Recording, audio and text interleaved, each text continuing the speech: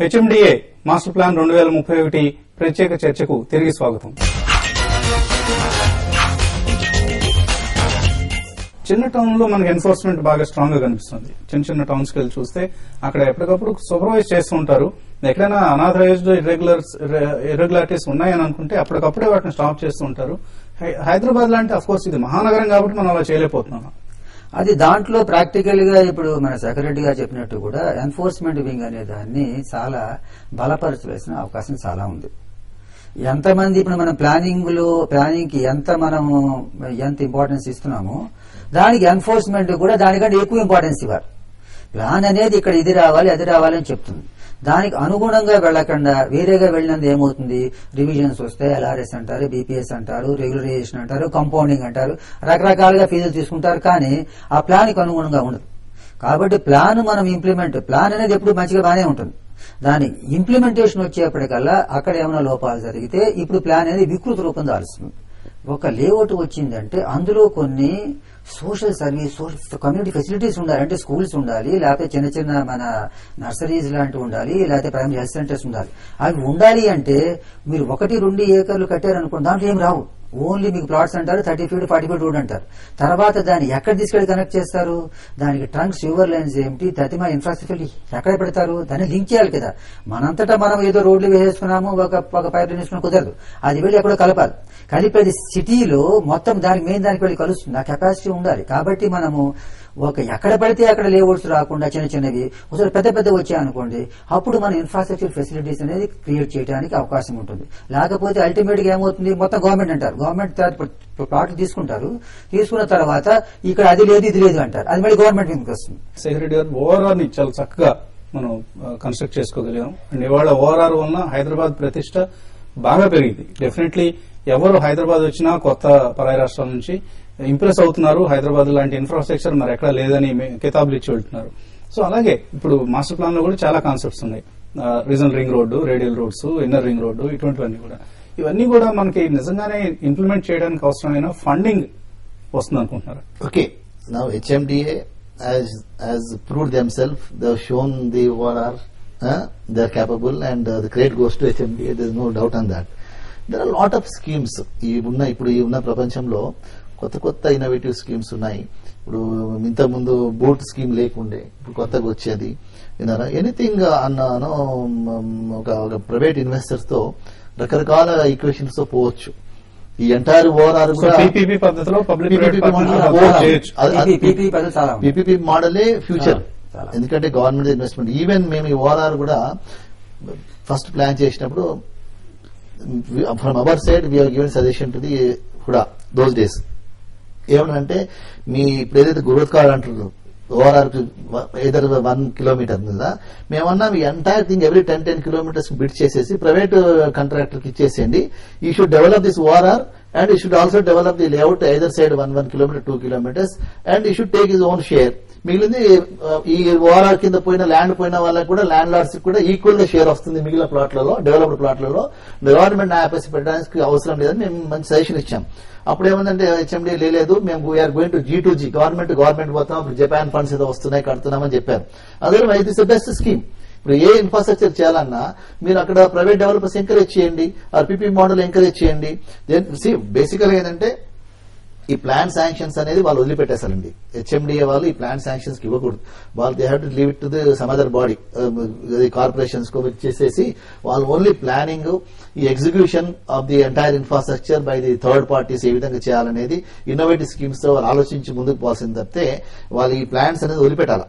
That is not their duty. అంటే ఈ యొక్క నగరాన్ని వరల్డ్ లో టాప్ ర్యాంకింగ్ పెట్టుకుంటారా, లాస్ట్ ర్యాంకింగ్ పెట్టుకుంటారా అనేది ఎవ్రీథింగ్ డిపెండ్స్ అని హెచ్ఎండిఏ విజన్ మీద ఉంటుంది, వాళ్ళు చేసే స్కీమ్స్ మీద ఉంటుంది, అక్కడ ఉండే ఆఫీషియల్స్ మీద ఉంటుంది.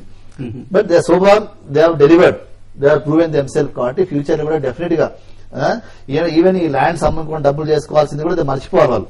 ఎవరెవరైతే కొత్తగా నివాస ప్రాంతాల కోసం, నివాస నిర్మాణాల కోసం వెళ్తున్నారో వాళ్ళకి ఎటువంటి సలహా ఇస్తారు మీరు?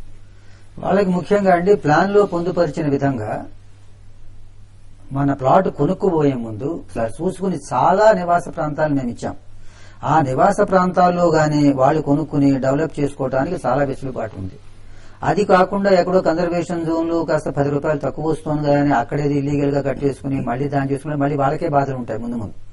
అల్టిమేట్ గా అది ఎక్కువ అవుతుంది వాళ్ళకి, మళ్ళీ రెగ్యులైజేషన్ పెనాల్టీ అంతా కలిపి.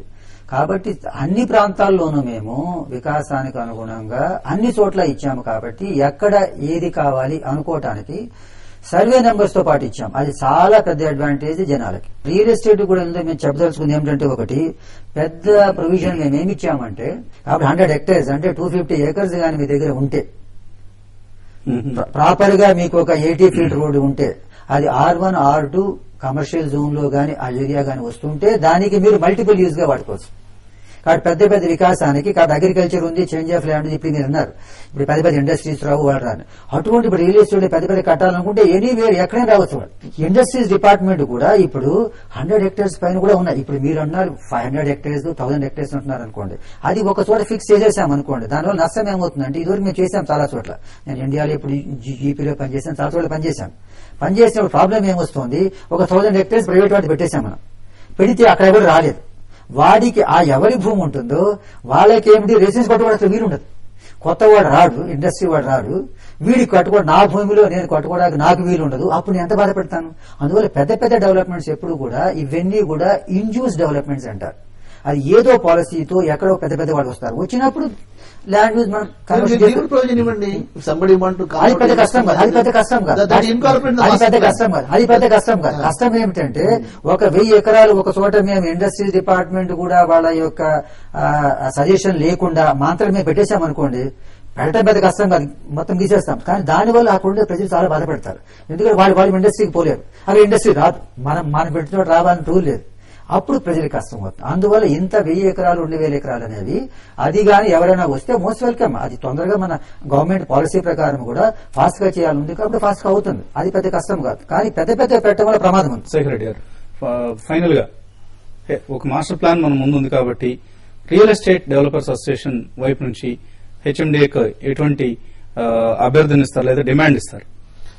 ఫండమెంటల్ గా ఏంటంటే, సంతోషం మాస్టర్ ప్లాన్ వచ్చింది, దాంట్లో ఇచ్చిన ప్రొవిజన్స్ ఏదైతే మీరు రోడ్స్ ఉన్నాయి, నెట్వర్కింగ్ ఉందో, ఇమీడియట్ గా మీరు ఒక ఫేస్ మేనర్ గా మీరు స్టార్ట్ చేయగలిగితే, ఇన్ఫ్రాస్ట్రక్చర్ స్టార్ట్ చేయగలిగితే ఒక లివబుల్ టౌన్స్ వస్తాయి. ఒక మంచి అంటే ప్రజల వేరే దేశం నుంచి వచ్చి కూడా ఇక్కడ ఇన్వెస్ట్మెంట్ రావడానికి స్కోప్ ఉంటుంది. లేదా మేము పోయేసి ఏదో డెవలప్ చేస్తాము, తర్వాత ఇన్ఫ్రాస్ట్రక్చర్ తర్వాత వస్తుంది అంటే మళ్ళీ స్లమ్స్ వస్తాయి. సో అది కాకుండా ఎన్ఫోర్స్మెంట్ అంటున్నారు. ఆ ఎన్ఫోర్స్మెంట్ అనేది first it should start from your door step. Master plan యొక్క ఎన్ఫోర్స్మెంట్, ఇన్ఫ్రాస్ట్రక్చర్ అనేది మీ దగ్గరికి జరిగితే ఈ డెవలపర్స్ వస్తారు, ఇన్వెస్టర్స్ వస్తారు కాబట్టి బ్రహ్మాండం జరుగుతుంది. ఇప్పుడు చేసిన తప్పులు ముందు కాకుండా ఏదో ఒక మార్గం, ఏదో ఒక ఈక్వేషన్ ద్వారా, పీపీపీ మోడల్ ఏదో మోడల్ ద్వారా ఇంపార్టెంట్ ఇన్ఫ్రాస్ట్రక్చర్ ఎక్కడైతే ఉందో, ఇప్పుడు ఓవరాల్ గురించి మాట్లాడుతున్నాం, అక్కడ మల్టిపుల్ జోన్ ఉంది, అక్కడ మీకు గ్రిడ్ రోడ్స్ కనుక మీరు ఇమిడియట్ చేయగలిగితే there is lot of scope. There are so many investors across the globe, they are looking to invest here. మీరు అది చేయకుంటే మీరు పర్మిషన్ ఇవ్వట్లేదు, మీ ప్లానింగ్ బాడీ పర్మిషన్ ఇవ్వట్లేదు, రోడ్ లేదు కాబట్టి పర్మిషన్ ఇవ్వమంటున్నాడు as per the rules. So మీరేమో రోడ్ వేయట్లేదు. సో ఇక్కడ ప్రాబ్లం వస్తుంది. అంటే ఇన్వెస్ట్మెంట్ వచ్చేదాన్ని కూడా రాకుండా పంపించేస్తాం, రిటర్న్ పంపిస్తాం. సో బేసికలీ మీరు చేయాల్సింది. రెండోది ఎన్ఫోర్స్మెంట్ కంపల్సరీగా మీరు చేయకుంటే ఈ మాస్టర్ ప్లాన్ కి ఏమి విలువలేదు. ఎందుకంటే ఎవరు ఇష్టం వచ్చినట్టు వాళ్ళు చేసుకుంటూ పోతున్నారు. ప్రజలు కూడా ఏముందిలే మనం అంత చేస్తే ఏది చేస్తే అది గవర్నమెంట్ రేపు ఎల్ఆర్ఎస్ ఇస్తుందో బీపీఎస్ ఇస్తుందో అనే అది ఒక ట్రెడిషన్ మనకు వచ్చింది కాబట్టి, సో ఆ ట్రెడిషన్ ఇంకా ఫర్దర్ గా మీరు కంటిన్యూ చేయకుంటే మాత్రం ఈ మాస్టర్ ప్లాన్ ఏమి వ్యాలిడిటీ లేదు. ఒకటి ఇంప్లిమెంటేషన్ కూడా బాగా ఉండడానికి ముఖ్యంగా హెచ్ఎండి ఏం చేస్తుందంటే, ఇప్పుడు ల్యాండ్ పూలింగ్ స్కీమ్స్ అని ఇప్పుడు తేబోతాం. ఇప్పుడు మన టౌన్ ప్లానింగ్ స్కీమ్స్ అని గుజరాత్ అంతా ఉన్నాయి, టీపీఎస్ ఉన్నాయి. దాన్ని ఇప్పుడు మన ల్యాండ్ పూలింగ్ స్కీమ్స్ తో అనుసంధానిస్తూ అది ముందు రాబోతోంది. మా ఒక్క కమిషనర్ గారు అయితే దీని మీద చాలా అసలు వేగంగా చేయాలని ఎంతో ఆర్నిస్లు ఆయన కూడా ట్రై చేస్తున్నారు. కాబట్టి డెఫినెట్ సక్సెస్ఫుల్ అవుతుంది, ప్లాన్ డెవలప్మెంట్ వస్తుంది.